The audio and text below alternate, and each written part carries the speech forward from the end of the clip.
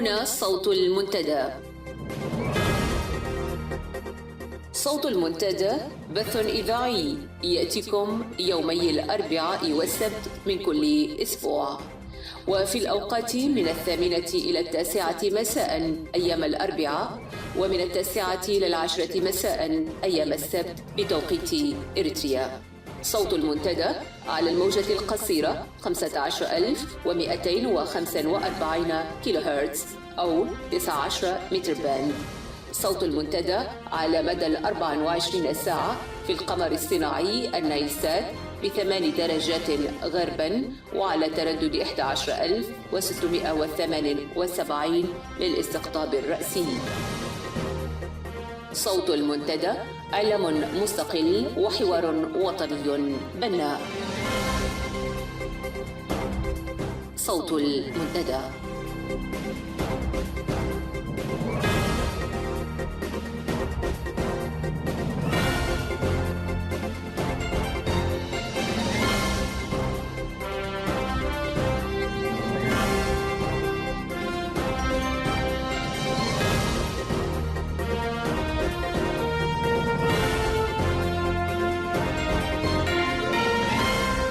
المستمعون الكرام، مساء الخير وأهلا بكم في صوت المنتدى.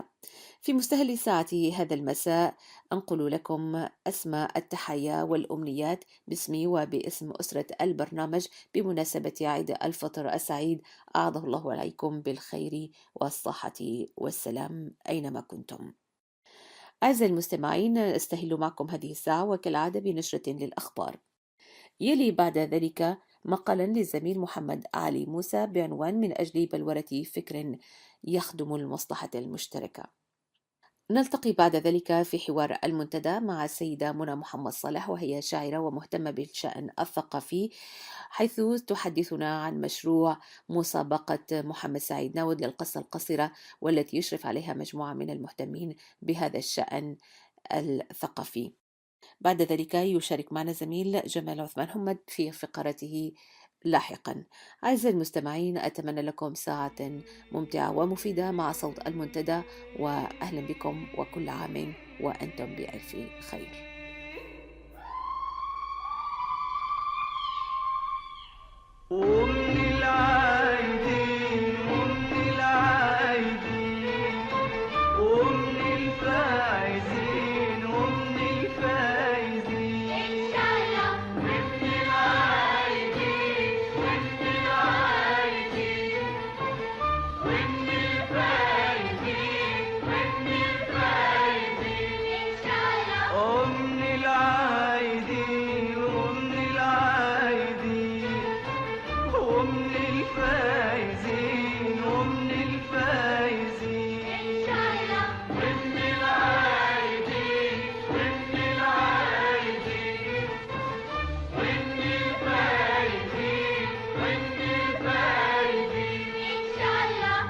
أحباب أحباب أخوان أخوان أحباب أحباب أحباب أخوان أخوان جايين يهنوا فرحانين، وأم العايدين وأم العايدين وأم الفايزين وأم الفايزين وأم العايدين وأم العايدين وأم الفايزين وأم الفايزين إن شاء الله.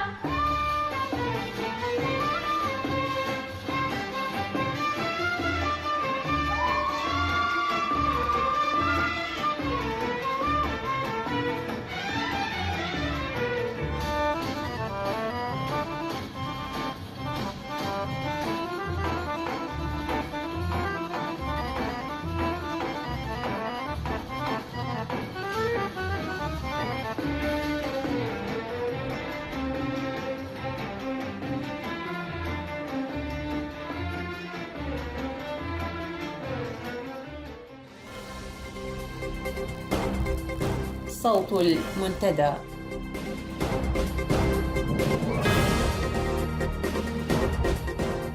في نشرة هذا المساء: غرق 6 من اللاجئين في نهر الستيد. نظام أسمرة يستدعي معلمي المدارس في الكاشبركة للتدريب العسكري. وقوات التمحيد تأسر 3 من مجندي الخدمة العسكرية بتهمة التخابر.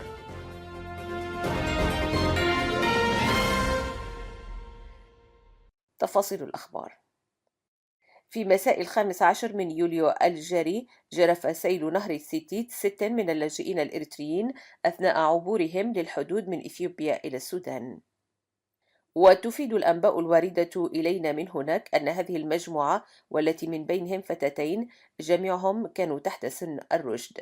وكذلك تشير المصادر بأن الأسبوع الذي سبق هذا الحدث وجد الرعاة بضفاف النهر جثث 8 من أفراد قذفت بهم الأمواج، وتمت عملية دفنهم بتلك الضواحي دون أن تعرف هويتهم.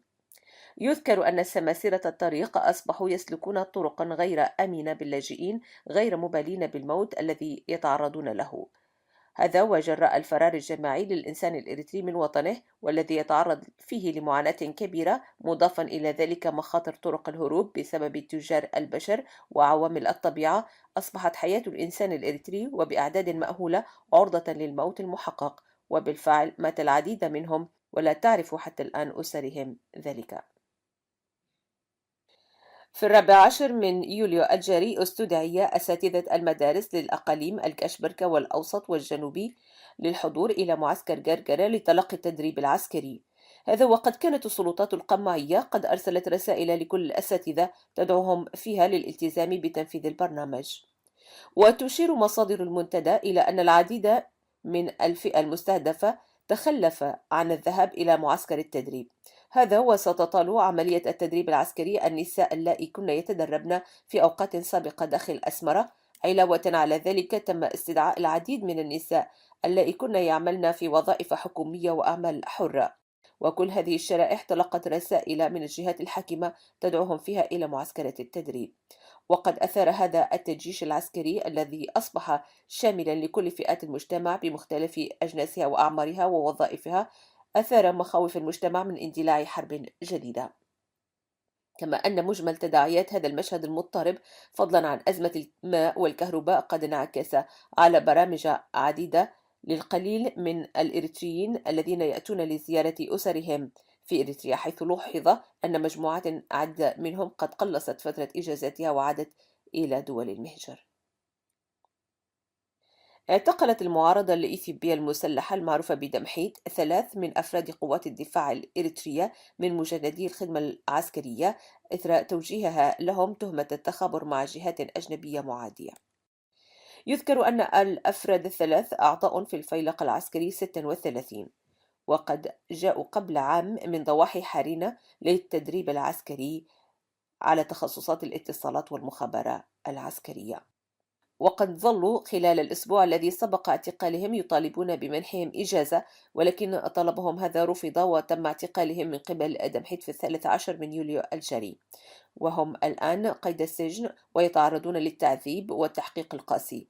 وتفيد مصادر المنتدى أن الأفراد الثلاث هم السيد يوسف سرقي، والسيد فستحية جبر متين، والسيد سيراك، وقد ترك أمرهم لقرارات جهات أجنبية مقيمة في أرضهم، ونظام الطاغية لم يسأل عنهم مطلقا، بل ترك أمرهم لقوات الدمحيد تفعل بهم ما تشاء. وقد علم أن بعض رفاقهم السابقين في الوحدات الأريترية بدأوا يسألون عنهم، ولكن دون أن يجدوا أي إجابة من أي جهة يتفاهمون معها. نهاية النشرة.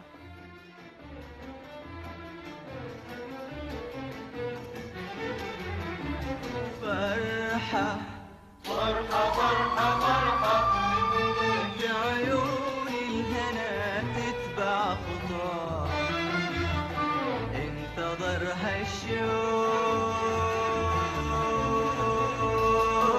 في طول السنة تحقق مناه. فرحة فرحة فرحة فرحة في عيون الهنا تتبع خطاه، انتظرها الشوق في طول السنة تحقق مناه. والسعادة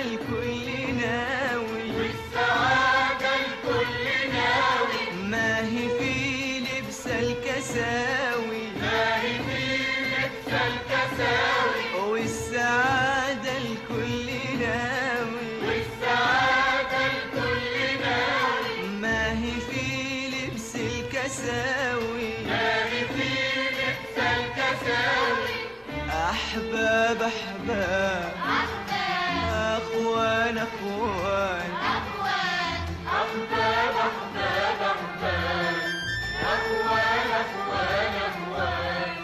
جايين يهنوا فرحانين ومن العايدين ومن العايدين ومن الفايزين ومن الفايزين إن شاء الله ومن العايدين ومن العايدين ومن الفايزين ومن الفايزين إن شاء الله.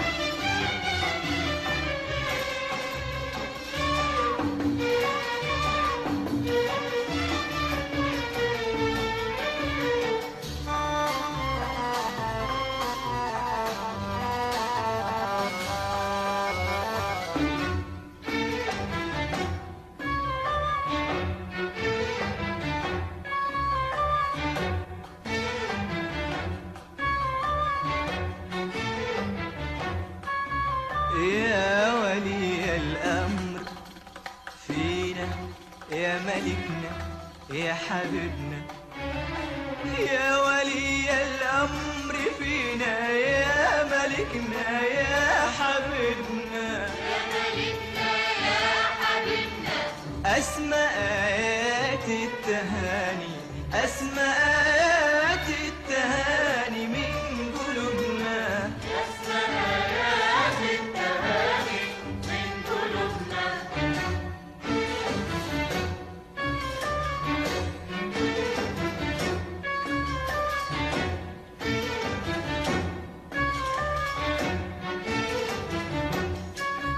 يا ولي الأمر فينا يا ملكنا يا حبيبنا يا ولي الأمر فينا يا ملكنا يا حبيبنا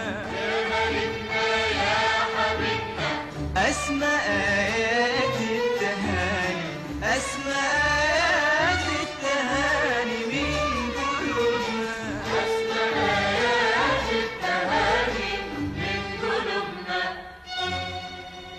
ليلك بطول العمر على مر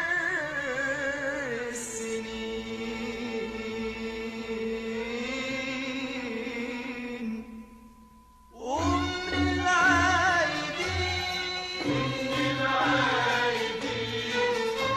ومن الفايدين إن شاء الله ومن العايدين ومن الفايدين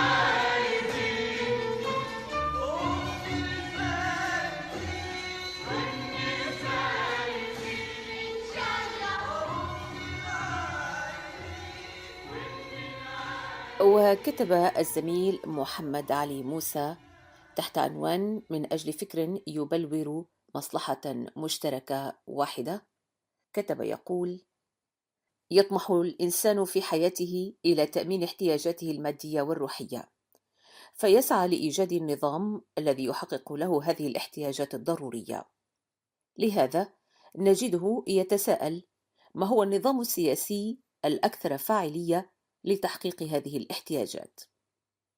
وفي خضم محاولة الإجابة على هذا السؤال، تطورت النظريات الفكرية والسياسية على مر التاريخ، فالنظريات توفر الإجابة عن كيفية تأمين حاجيات الإنسان، ومن هنا تصبح مسألة الاهتمام بالنظريات الفكرية والسياسية ضرورية للاستفادة منها في إيجاد نظام يحقق الاستقرار والنماء والسعادة. إن النضال الإريتري ضد المحتل الإثيوبي لم ينتصر إلا من خلال الاهتمام البالغ بالفكر التحرري واستحقاقاته، فلم تكن بندقيته التي انتصرت فارغة، بل كانت محشوة فكرا يوحد الصفوف ويصنع البطولة والتضحية والإيثار وتقبل التقويم وتجويد العمل وإعلاء ثقافة التأطر والعمل، وقد ساعد ذلك على بلورة وتعزيز فهم واحد ومصلحة مشتركة، وعمل على توحيد جهود الشعب ومكنه من محاصرة خلافاته الثانوية ومن التعرف على آليات يتغلب بها على عيوبه ويدير بها أولوياته. في المجمل هذا الفكر التحرري جعله يعزز الإيجابي من ثقافته ويزيل السلبي منها ويرشح ثقافات جديدة تدعم تقدمه، وبهذا تمكن من خلق جسد ثوري متماسك وقوي هزم من خلاله الاحتلال الإثيوبي. فما كان كفاحنا من أجل الاستقلال سيحقق النصر لولا وجود فكر وطني تحرري يرتكز عليه، وبهذا يصبح ذلك الفكر ضمن معطياته وشروطه قد أنجز مهامه في طرد المحتل. وعقب التحرير لم تتمكن القوى المهيمنة بالشأن السياسي العام في الوطن من إيجاد فكر لمرحلة ما بعد التحرير يخدم المجتمع الإريتري كافة. وبمفردات أخرى، تم الانقلاب على المحاولات التي كانت تؤسس إلى فكر سياسي يخدم عملية الاستقرار والتنمية في إريتريا. ومن هنا فرضت على المجتمع الإريتري معركة فكرية سياسية جديدة. وبما أن الانتصار في المعركة السياسية مرهون بالدرجة الأولى بهزيمة العدو على المستوى الفكري، لا مناص إذن من إيجاد فكر سياسي يصبح بديلا لنظرية الاستبداد السائدة في إريتريا بعد الاستقلال. وإن أي استهتار بهذه المسألة هو درب من دروب الجاهلية. لا شك أن تداعيات سياسات النظام الدكتاتوري تملأ المشهد الإريتري داخل الوطن وخارجه، مشكلة صورة لخراب كبير على كافة الأصعدة، ولا يستدعي الأمر كثيرا من العناء للتدليل على ذلك، فبصمتها بائنة وواضحة على أجساد شعبنا وفي كل تفاصيل حياته. لهذا وجب علينا التركيز على الثقافة الفكرية السياسية التي تجعلنا نخرج من نظرية الاستبداد وماكنته الطاحنة إلى واقع أفضل نؤمن فيه ونؤمن فيه الحرية والسلام والاستقرار والتنمية.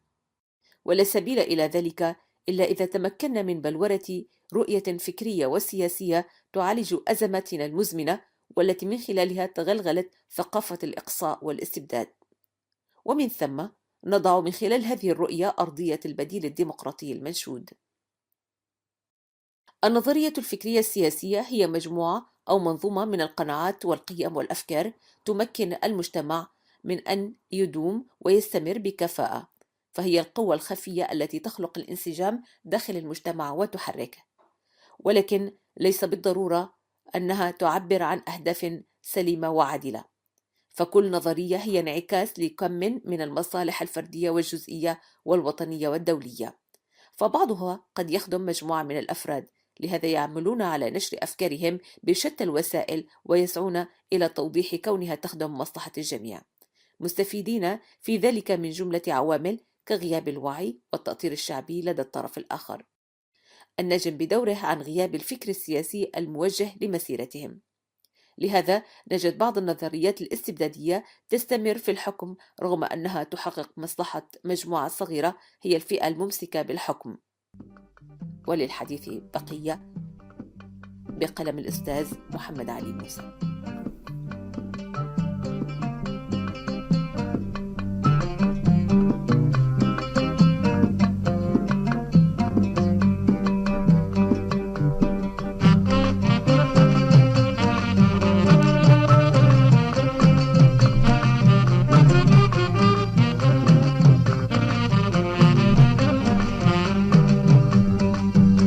Rumah kari cara rumah syawita, bila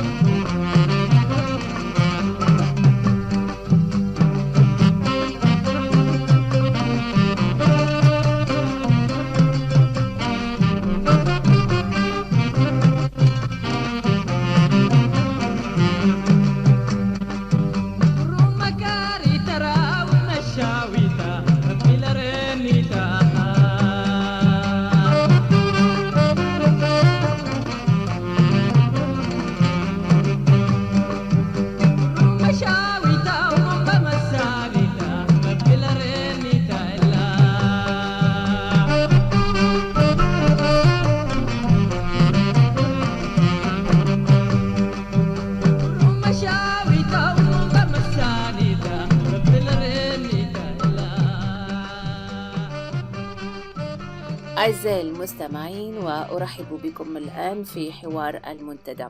وفي حوار اليوم ستصاحبنا السيدة منى محمد صالح، وهي شاعرة وناشطة في مجال الأدب والثقافة، وسنتحدث معها عن مسابقة القصة القصيرة التي تنظمها مكتبة أوردات العامة. في البداية دعوني أرحب بالسيدة منى في صوت المنتدى. أهلا بك منى. أهلًا أمال ومرحبًا. يا هلا. طيب منى، يعني أنت اليوم معنا عشان نتحدث عن مكتبة أغردات العامة وعن مسابقة القصة القصيرة التي أعلنتموها مؤخرا.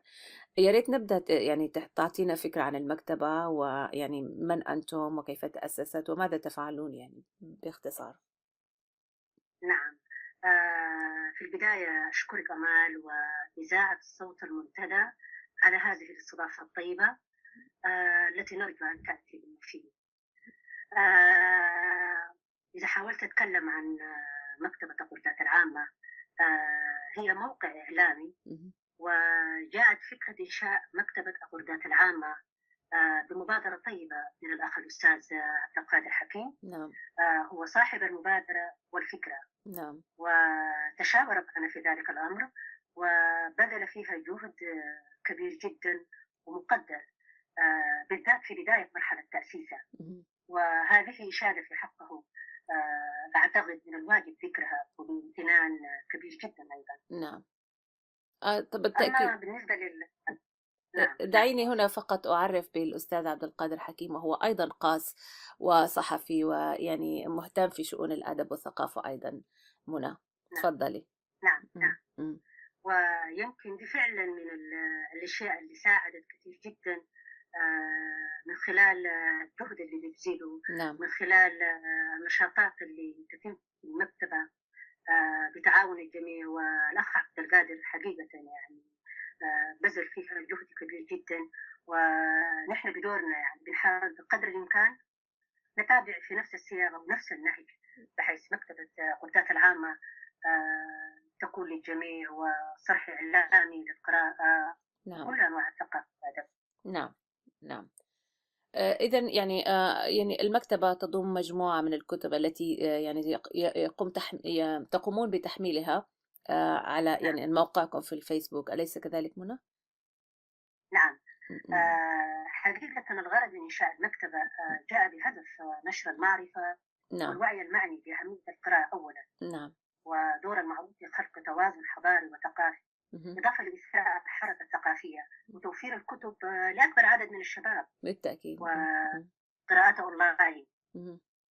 وهل نعم تجدون إقبال، يعني هل هناك إقبال من خلال مراقبتكم لحركة المكتبة على القراءة؟ نعم. في إقبال واسع جدا وكبير، يعني من خلال متابعة المكتبة للإصدارات الأدبية للكتب نعم. والكتاب وكل ما هو جديد في عالم الأدب والثقافة، إضافة للإقبال المتزايد على المكتبة من قبل الجميع. مهم. بنراه ملموس واضح جدا، وده تقريبا أعطاها الصفة والمعنى بأنها مكتبة عامة للجميع. نعم. حتى لو نلاحظ عضوية المكتبة كل يوم في ازدياد وفي تنوع من مختلف البلدان من قراء اللغة العربية، ودي في حد ذاتها ظاهرة طيبة وجيدة جدا. نعم. ميزت مكتبة أغردات مقارنة بالمواقع الإعلامية الأخرى التي تهتم بالأدب كذلك. نعم. نعم. إذا منى، من خلال مكتبة غردات العامة، والتي يعني بالفعل يعني فكرة جميلة ومهمة، خصوصا أن يعني إنه الإنترنت أصبح، أو مواقع التواصل الاجتماعي أصبحت يعني يعني متاحة للجميع، والجميع من خلالها يقبل على التواصل مع الآخرين وكذا. يعني وسيلة جيدة جدا وفكرة جميلة أن تطرح، يعني أن يقام مشروع مكتبة من خلال هذه الوسائل. منى، نعم يعني أنتم أيضا أقمتم مشروع للقصة القصيرة من خلال المكتبة، يعني هل ممكن أن نعم. تحدثينا عن هذا المشروع؟ بالنسبة لمسابقة محمد سعيد ناود للقصة القصيرة، مهم.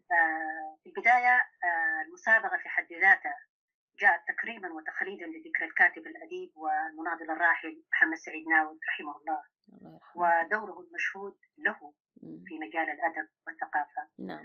إضافة لذلك يعني ساهمنا في أنه تكون في مسابقة من هذا النوع لإعطاء هذا النوع من الأدب القصصي مساحة واسعة من الاهتمام والمتابعة، من أجل تشجيع وتحفيز الكتاب المبدعين. إذًا يعني بالفعل هي إشادة مهمة والأستاذ المناضل الشهيد محمد سيد ناود يعني له إسهامات كبيرة كما نعلم جميعًا، وإصدارات في مجال الأدب والثقافة والكتابة عمومًا منى، فهذه لفتة جميلة وجيدة منكم أنتم في مكتبة أغردات العامة على الفيسبوك، لكن منى يعني حدثينا أكثر عن المسابقة، فكرتها يعني ممكن بالتفصيل أكثر عن المسابقة بحد ذاتها؟ نعم. في البداية بالفعل مسابقة محمد سعيد ناود للقصة القصيرة إمم، جاءت تكريما وتخليدا لذكرى الكاتب الأديب والمناضل الراحل محمد سعيد ناود رحمه الله. نعم. ودوره المشهود له طبعا معروف في مجال الأدب والثقافة وكل الإسهامات اللي بتعني للثقافة. نعم، إضافة لذلك بنجد أمال أنه هذا النوع من الأدب القصصي إمم، آه، محتاج مساحة واسعة من الاهتمام والمتابعة نعم، من أجل تحفيز وتشجيع الكتاب المبدعين من الجنسين. نعم، نحن نفتقر لهذا النوع من الاهتمام، وما أقدر أقول في تقصير واضح، لكن في قدرات خلاقة وإبداعات جميلة تحتاج للاهتمام. نعم، وأنت طبعا ممكن تحسب من ضمن مساهمات واللي بتقدمها مكتبة قردات العامة اهم، ودعمها في تحفيز الجانب الثقافي بشكل عام. نعم، نعم، بالتأكيد منى. والمسابقة منى كما نعلم يعني كانت قبل يعني هذه ليست أول مرة، يعني كنتم قد قمتم بمشروع مسابقة إعلان للقصة نعم. القصيرة، والآن هذه المرة الثانية، يعني كيف كانت تجربتكم في المرة الأولى منى؟ نعم. حقيقة هذا سؤال مهم يا أمان. اهم، آه قبل أن نتناول الحديث عن مسابقة محمد سعيد ناود بتفصيل، اهم، عندي بعض النقاط يعني لو ممكن نوضحها على سريع. تفضلي. بالفعل كانت هناك بعض الصعوبات واجهتنا العام الماضي في مسابقة محمد سعيد ناود للقصة القصيرة، أدت أو قد تكون قللت من فرص المشاركة فيها، اهم، لكننا تجاوزناها الحمد لله بفضل المتابعة والتنسيق ومشاركة الأعضاء والقراء بآرائهم ومقترحاتهم التي كانت محل تقدير وامتنان من قبل إدارة مكتبة بغداد. نعم، لذلك أعدنا النظر هذا العام اهم، وأدخلنا بعض التعديلات في شروط مسابقة هذا العام. نعم، مثلا جعلنا المشاركة مفتوحة للجميع كدعوة مفتوحة اهم، بدون تحديد للعمر أو سن معينة كشرط أساسي للاشتراك في المسابقة. نعم، إضافة لتكثيف جهودنا في الإعلان عن المسابقة في وقت مبكر، يعني مثلا 3 4 أشهر قبل المسابقة نعم، من خلال وسائل التواصل الاجتماعي المواقع الإعلامية، كما بدأناها الآن في هذا اللقاء من خلال إذاعتكم في صوت المنتدى. نعم، وأكيد طبعا حتكون عندنا هناك متابعات في الإعلان عنها عبر بقية الإذاعات والمواقع الأخرى، إمم، بحيث تكون المشاركة عادلة وعامة على نطاق واسع نعم. والجميع ممكن يشارك. إذًا منى بالنسبة للمسابقة، هل يمكن أن تحدثينا أكثر عن هذه المسابقة؟ يعني متى ستكون يعني موعدها؟ نعم. آه، تقريبا المسابقة مسابقة محمد سعيد ناود للقصة القصيرة فترة استلام النصوص تبدأ يوم 16 سبتمبر نعم، وتنتهي يوم 16 ديسمبر نهاية هذا العام نعم، 2015. نعم. نعم. وإذا أردنا أن نتحدث أكثر عن شروط هذه المسابقة يعني بالضبط منى لمن يهمه الأمر ولمن يحب أن يشارك فيها، هل تعطينا فكرة عن شروط هذه المسابقة؟ بالتأكيد.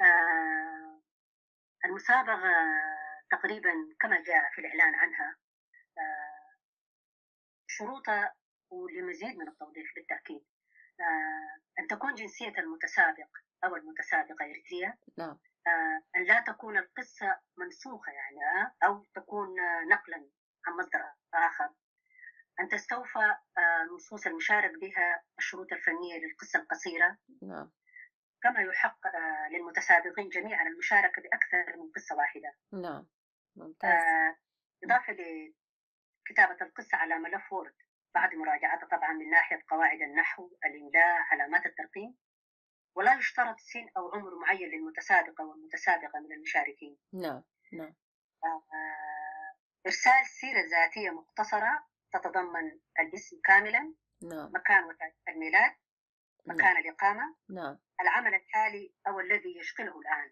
الشخص المشارك. نعم، في حالة عدم توفر الشروط المذكورة يحق لجنة التحكيم رفض العمل، نعم، كما يحق لها أيضا تعديل العمل أو النص قبل نشره في حالة وجود أخطاء لغوية أو فنية من هذا نعم، النوع. نعم، نعم، طبعا تم تحديد جوائز للنصوص الفائدة، نعم، 250 دولار أمريكي للفائد الأول، 150 دولار للفائد الثاني، و100 دولار للفائد الثالث. وترسل جميع النصوص المشارك بها على الإيميل المذكور في الإعلان. نعم. وهناك أيضًا ستكون لجنة تحكيم، أليس كذلك منى بالنسبة نعم، يعني للنصوص؟ نعم. لجنة التحكيم طبعا التي ستعمل على متابعة هذا العمل سيكون برعاية الأساتذة جمال همد، نعم، عادل القصاص، محمد جميل، والأستاذ فتحي عثمان. نعم، نعم. بالتأكيد طبعا سيتم الإعلان عن نصوص الفائدة كما ذكرنا يعني في نهاية هذا العام إن شاء الله. إن شاء الله. يعني يبدو أنها خطوة جميلة وجيدة، ويعني وهناك يعني جهد فيها منى. وقبل أن أنهي هذا الحديث، وسيكون لنا معك ومع يعني منظمي المسابقة والفائز لاحقا لقاء مطول لنتحدث عن هذا الموضوع بشكل أكثر، وعن القصة القصيرة والأدب عموما منى. ولكن أنت نعم. يعني ما هي توقعاتك وما هي آمالك في هذا المشروع؟ آه، أتمنى يعني تكون دي فرصة سانحة، المساهمة اللي تدعمها وتقدمها مكتبة أخو ذات العامة نعم، تكون حافز وإقبال كبير جدا للكثير من الكتاب من الشباب. لأنه لو تلاحظي عندنا طاقات شبابية خلاقة جدا نعم، وإبداعات واسعة جدا في نعم. مجال القصة، الأدب، الشعر. آه، آه، خاصة إنه نجد الحياة العامة أو في الوسط الإداري تحديدا اهم، البعض من الساحات الإعلامية من صحف ومواقع بما فيها وسائل التواصل الاجتماعي اهم، بتعطي أولويات للسياسة والجدل المتواصل حولها أكثر من أي شيء آخر. نعم، الجانب الثقافي يعني بنلاحظ إنه ما بيوجد الاهتمام الكافي خاصة اهم، في مجالات الأدب، من قصة، شعر، رواية، مسرح، نقد، نعم، وكل الجوانب المعروفة دي. غير كده في الكثير من المواهب وإبداعات شبابية كثيرة جدا نعم، تحتاج للتحفيز والمتابعة. بالتأكيد، ونحن دورنا يعني دائما كموقع إعلامي في مكتبة الغرفات العامة، غير أنه من المكتبة تشجع على القراءة والمتابعة، نحرص دائما على مواكبة الدعم الإعلامي باستمرار. وهذه هي من ضمن مساهمات مكتبة الغرفات العامة كما ذكرت نعم. مسابقة محمد سعيد ناود. ف دي ممكن تكون فرصة جميلة جدا وفرصة تشجيعية للناس إن تتابع في في المجال الأدبي بشكل عام. بالتأكيد منى، يعني أنا أيضا من هنا أتمنى أن يعني أن ينال هذا المشروع حظه من النجاح، ويكون يعني خطوة أولى في مجال يعني التحفيز على الكتابة، وعلى دعم يعني أو يعني تنشيط المسار الأدبي والفكري في أوساط الشباب والمهتمين أيضا في إريتريا يعني. فبالفعل يعني نحن متحمسون لهذا المشروع، ونتمنى لكم النجاح، سنكون معكم في هذا المنبر مرة أخرى بعد يعني الإعلان عن المسابقة كما نعم، قلت منى. نعم. وعندي إضافة بسيطة أمان لو تفضلي، يسمح لي الوقت معاك يعني. تفضلي. آه نحن الآن لدينا في مكتبة الغرفات العامة تقريبا أكثر من 1000 كتاب نعم، بتشمل جميع التخصصات بما فيها كتب الأطفال. نعم، آه مهمة إدارة المكتبة دائما الإشراف على الموقع ومتابعة النشاط الأدبي للأعضاء وكل الأشياء دي. نعم، هذا المجهود يعني صار محصور على إدارة المكتبة فقط والقليل جدا يمكن من الأعضاء والقراء. نعم، فنحن نطمح ونأمل أن يساهم معنا الجميع بالتعاون ودعم المكتبة نعم، من خلال تحميل وتنزيل ما تيسر لهم من الكتب، نعم، آه، خاصة وإنه زي ما ذكرت يعني أعضاء المكتبة تقريبا دلوقتي وصل 2282 عضوا. نعم. يعني لو نلاحظ ده عدد كبير جدا. نعم. وكذلك حافز مهم لإسراء المكتبة على مستوى واسع، حتى بالتأكيد. المشاركة بآرائهم مقترحاتهم في كل ما يخص العمل في المكتبة. ده حيساعد على إثراء المكتبة وتطورها، وده التأكيد يعني الفائدة للجميع دائما. بالتأكيد منى، يعني ونحن أيضا من هنا يعني نشدد على دعوتك منى محمد صالح الجميع للمشاركة في دعم مشروع مكتبة أغردات العامة على الأونلاين على الفيسبوك، وهي يعني موقع يعني متاح للجميع منى، وبالفعل نقدر جهودكم هنا ونلفت إليه، ونتمنى أن يساهم الجميع بإثراء هذا المشروع منى.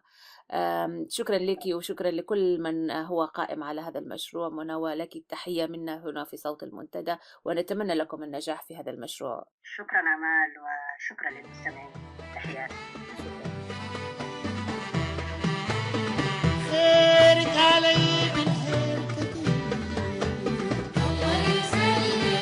يا مرضياني الطيبة بالصبر اليمين.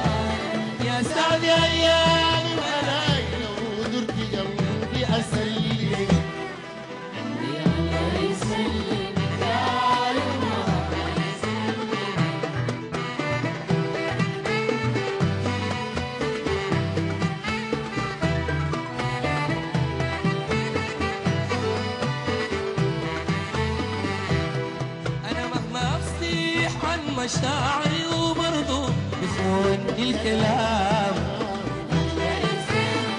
قولت بحبك ما بتكفي كل كلمات غرام. الله يسلمك يا منتهى مبتدا، يا منتهى مبتدا،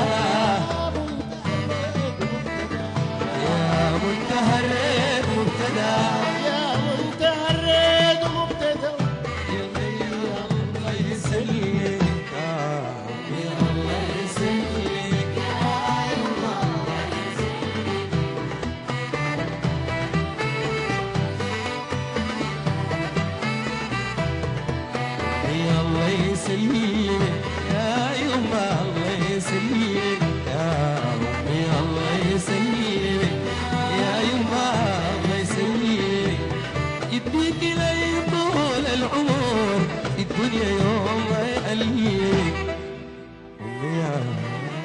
مستمعينا الكرام، السلام عليكم ورحمة الله وبركاته، وأسعد الله كل أوقاتكم أينما كنتم.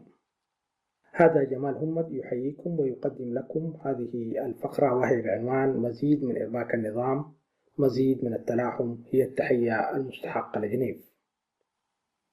مستمعينا الكرام، قبل الدخول إلى مواد الفقرة أتقدم بالتهنئة الحارة للشعب الإريتري في الداخل والخارج بمناسبة حلول عيد الفطر المبارك، أعاده الله علينا باليمن والبركات، والعام القادم إن شاء الله عام لم الشمل وتأسيس وطن معافى وديمقراطي يعمه السلام والاستقرار لنا ولجيراننا. مستمع الكريم، الموجات الشعبية التي انتصرت للحرية في جنيف في نهاية الشهر الماضي وأطاحت بكل التدابير والأحاويل التي حاكها أظلام النظام لإيهام العالم ونقل صورة مغايرة عبر الفضائية الإريترية للمواطن الإريتري في الداخل تستحق التحية والتقدير. هذه التحية والتقدير يجب أن تكون عملية وبشكل سريع ومتصل. إذا كان عام 1999 يعتبر ميلاد المعارضة الإريترية ويعتبر نقطة البداية المنظمة لمقارعة الدكتاتور، فإن 26 يونيو 2015 تعتبر نقطة تحول كبرى ونوعية في معارضة النظام. نقول ذلك بأنها نوعية لأنها أربكته وهزت أركانه بشدة ودفعته لارتكاب حماقات عديدة تمثلت أولا في اللجوء لتهديد اللجنة الدولية، ثم التصريحات العشوائية لسفراء النظام، وأكثر تعبيرا لهذه العشوائية كانت التصريحات الباهتة التي أطلقها السفير ودي جرهتو لوكالة الأنباء الفرنسية في الأسبوع الماضي، وفيها يقول ودي جرهتو إن هناك مؤامرة دولية لتشويه صورة إريتريا، ويضيف إن دولا منافسة بالمنطقة أقنعت الدول الغربية بالتحرك ضدنا. هذا السفير الذي سعى لإيقاف وفرملة تقرير اللجنة يضيف في ذات التصريحات بالقول إن عدد المهاجرين من إريتريا ليس كبيرا جدا هكذا، وإن الكثير مما يزعمون أنهم إريتريون ليسوا هم كذلك، وذلك من أجل الحصول على حق اللجوء السياسي في تلك البلدان، فهم يكذبون. هكذا يغالط ودي جرهتو كل التقارير التي توردها وكالات الأنباء. فعلى من يكذب هذا السفير؟ جميع التقارير الدولية تؤكد أن بلاده تعتبر الأولى في انتهاك حقوق الإنسان، ومن يغالط هذا الرجل وجثث الإريتريين والإريتريات تنتشر في كل السواحل الليبية وصولا لإيطاليا. على من يكذب الرجل، والصحف المصرية والعربية مليئة بالتقارير لما جرى ويجري في سيناء وعلى الحدود الإريترية السودانية مما تقشعر له الأبدان. الرجل غلبته الحيلة ويريد أن يظهر 350 ألف لاجئ بمظهر الكذابين، يكابد ويكذب بطريقة فاضحة، يريد أن يغالط آلات التصوير وتقارير الصحافة العالمية. الرجل يريد محاولة تغطية الشمس بغربال، ولكن بينه وبين صحة الكلام جثامين المئات من الإريتريين والإريتريات في لامبيدوزا والمتوسط والشواطئ الليبية والصحراء الكبرى في أفريقيا وسيناء. أيها السادة، دعونا من أراجيف النظام وأزلامه الذين هم في غيهم يعمهون، ونساهم بشكل سريع في إنجاح الخطوات القادمة لأقدامنا، خاصة وإن الأخبار تتوارد عن محاولة أوروبية لمعالجة أسباب ظاهرة اللجوء الإريتري، وهي خطوات تتخطى بشكل رئيسي السبب الحقيقي للمشكل، وذلك بإبدائها وكأنها مشكلة اقتصادية. الأهم من ذلك أن النظام بما يمتلكه من خبرات طويلة وأدوات سلطة فعالة وأموال، بجانب امتلاكه لرصيد غزير من طرق الابتزاز والترهيب والترغيب، سوف لا يسكت وسيبذل قصارى جهده من أجل استمالة المجتمع الدولي. لذا أرى من الضروري وبشكل عاجل أن تقوم المعارضة الإريترية متمثلة في تنظيمات التحالف الديمقراطي الإريتري والمجلس الوطني للتغيير والأحزاب والتنظيمات خارج الإطارين، بجانب منظمات المجتمع المدني الحقيقية، للقيام بخطوات ثلاثة هامة وسريعة، وهي حسب رأيي: 1. لقاء تشاوري عاجل لقادة الفصائل لبحث سبل التنسيق والتعاون فيما بينها من أجل تجاوز الأزمات عامة وأزمة المكتب التنفيذي واللجنة التحضيرية، وفورا ووضع الخطوات العملية والناجعة من أجل عقد مؤتمر المجلس، ولكن على أسس جديدة تتناسب واستحقاقات الشارع الإريتري الذي خرج وتجاوز المعارضة بالخطوات في جنيف. 2. على صعيد المنظمات المدنية والحقوقية والأفراد والشخصيات العامة أن يعقدوا وبالشكل الذي يرتؤوه ورش عمل لتقييم ما حدث في جنيف وسبل تطوير وتأسيس مظلات واسعة لتفعيل التنسيق واستدامته، ولردم الفجوات بين نشطاء المعارضة الإريترية لإيصال صوت الشعب الإريتري بشكل أوضح من جهة، ولقطع الطريق على كل المحاولات الدولية التي ترغب في إظهار المشكلة الإريترية كأنها مشكلة لجوء لضائقة اقتصادية إفراغا من مضمونها السياسي. 3. تكثيف الجهود الإعلامية من أجل بلورة رأي عام إريتري داعم للمعارضة الإريترية وتجاوز كل الخلافات الثانوية، وتوجيه الحملات الإعلامية والحوارات العامة في كل مواقع التواصل الاجتماعي من أجل الخط العام الخادم للأهداف العامة والنبيلة للشعب الإريتري، والتي من أجلها دفع الأثمان دماء ودموعا وآلام. 3 خطوات أراها فاعلة وناجعة، وأقالها كفيلة بأن تضع الأمور في نصابها. وكل عام وأنتم بخير.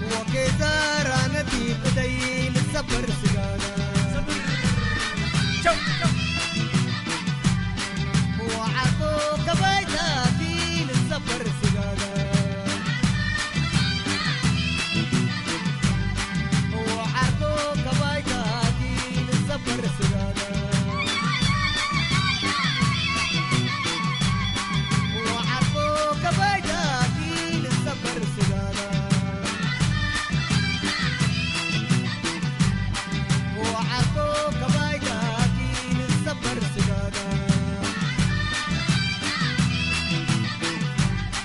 وعرفوك بيتاكي للسفر سدادا وعرفوك بيتاكي صوت المنتدى.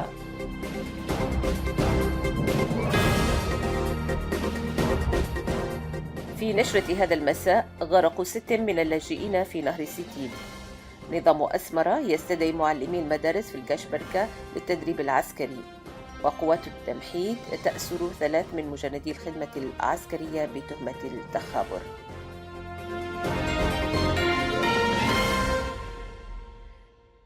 تفاصيل الأخبار. في مساء 15 من يوليو الجاري، جرف سيل نهر سيتيت 6 من اللاجئين الإريتريين أثناء عبورهم للحدود من إثيوبيا إلى السودان. وتفيد الأنباء الواردة إلينا من هناك أن هذه المجموعة، والتي من بينهم فتاتين جميعهم كانوا تحت سن الرشد. وكذلك تشير المصادر بأن الأسبوع الذي سبق هذا الحدث وجد الرعاة بضفاف النهر جثث 8 من أفراد قذفت بهم الأمواج، وتمت عملية دفنهم بتلك الضواحي دون أن تعرف هويتهم. يذكر أن سماسرة الطريق أصبحوا يسلكون طرقا غير آمنة باللاجئين، غير مبالين بالموت الذي يتعرضون له.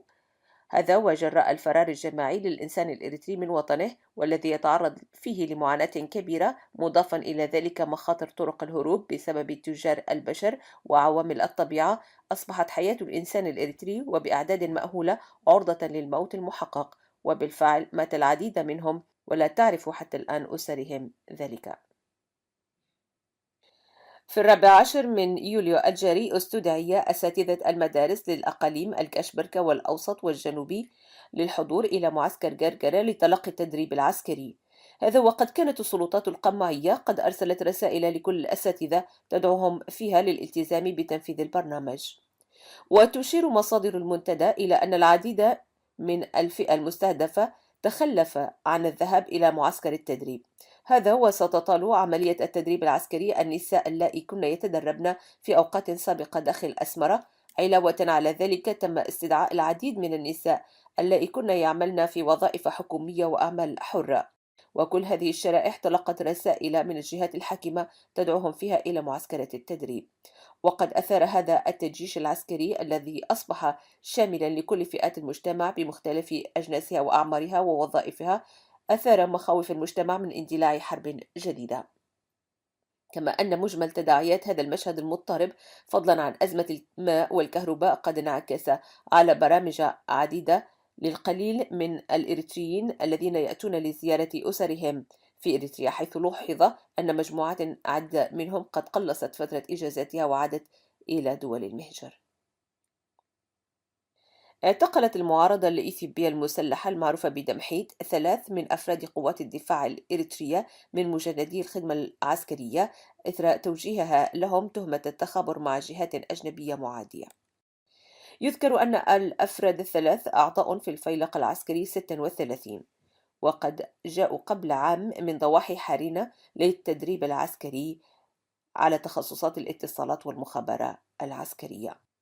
وقد ظلوا خلال الأسبوع الذي سبق اعتقالهم يطالبون بمنحهم إجازة، ولكن طلبهم هذا رفض، وتم اعتقالهم من قبل دمحيط في 13 من يوليو الجاري، وهم الآن قيد السجن ويتعرضون للتعذيب والتحقيق القاسي. وتفيد مصادر المنتدى أن الأفراد الثلاث هم السيد يوسف سرقي، والسيد فستهية جبرمتين، والسيد سيراك، وقد ترك أمرهم لقرارات جهات أجنبية مقيمة في أرضهم، ونظام الطاغية لم يسأل عنهم مطلقا، بل ترك أمرهم لقوات الدمحيط تفعل بهم ما تشاء. وقد علم أن بعض رفاقهم السابقين في الوحدات الأريترية بدأوا يسألون عنهم، ولكن دون أن يجدوا أي إجابة من أي جهة يتفاهمون معها. نهاية النشر. صوت المنتدى. وبهذا أعزائي المستمعين نأتي إلى ختام ساعة هذا المساء، إلى أن نلقاكم الأسبوع القادم. لكم تحياتي وتحيات زملائي، وتصبحون على خير.